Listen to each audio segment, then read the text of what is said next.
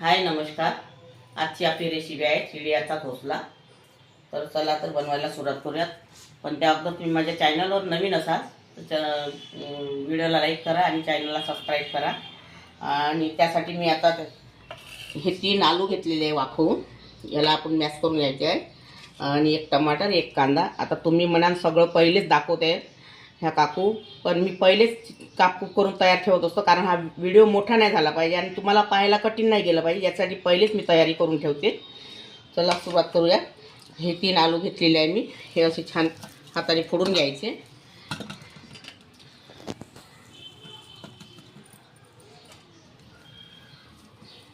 हे आलू फोडून घेतलेले आहे मी. हा 1 कांदा आणि 1 टमाटर यामध्येच टाकायचा आहे आपल्याला. आणि ह्या 2-4 लसणूच्या कळ्या, 2-3 मिरच्या ह्या क्रश करून घेतल्या थोड्या गरभऱ्या, हे पण यामध्येच टाकायचं आहे. आणि यामध्ये अर्धा चम्मच हळदी पावडर आहे, थोडा जिरा पावडर, थोडा धनी पावडर आणि स्वादानुसार मीठ, हे पण यामध्येच टाकायचं आपल्याला. आणि कोणी यामध्ये पनीर वगैरे टाकते, पण पनीर माझ्याकडे पनीर नसल्यामुळे मी यामध्ये थोडा मैदा टाकणार आहे बँडिंगसाठी. आणि 2 चम्मच मी कॉर्नफ्लॉवर वापरणार आहे.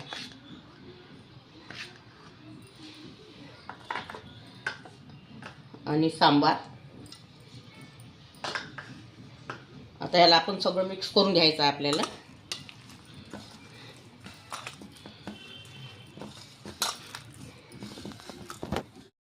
आणि आता हा थोडा ब्लॅक पावडर वापरणार आहे मी यामध्ये. आता छान अजून मिळून घ्यायचं याला.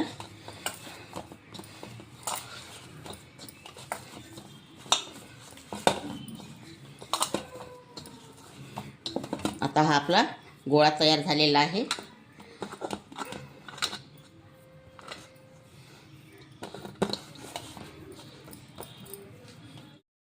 आता आपला त्या ब्लेंडिंगसाठी आपल्याला पुन्हा याचा घोल करून घ्यायचा आहे आपल्याला. मी यामध्ये 3 चम्मच मैदा घेतलेला आहे आणि 2 चम्मच कॉर्नफ्लॉवर घेतलेला आहे. आणि थोडं चुटकीभर यामध्ये मीठ टाकलं आहे. आता याचा छान आता याचा आपल्याला थोडा घोल करून घ्यायचा आहे छान.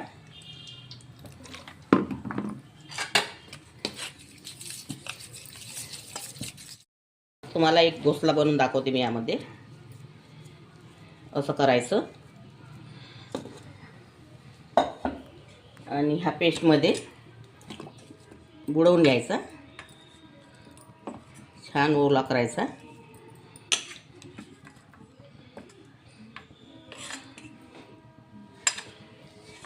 आणि ही शेवळी आहे, या शेवळीमध्ये छान घोरून घ्यायचं.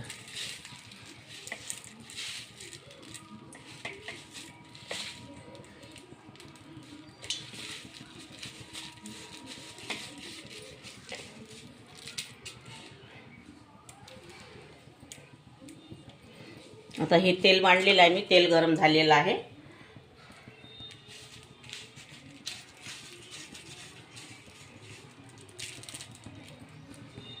आता हा घोसला असा तेलामध्ये सोडायचा आहे.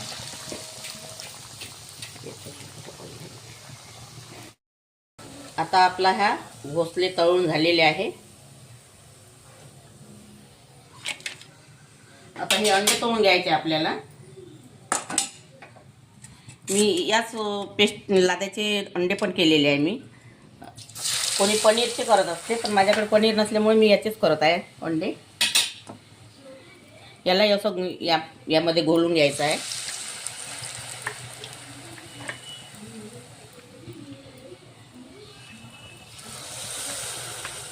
हे आपले घोसले तयार झालेले, यावरती मी चटणी टाकत आहे.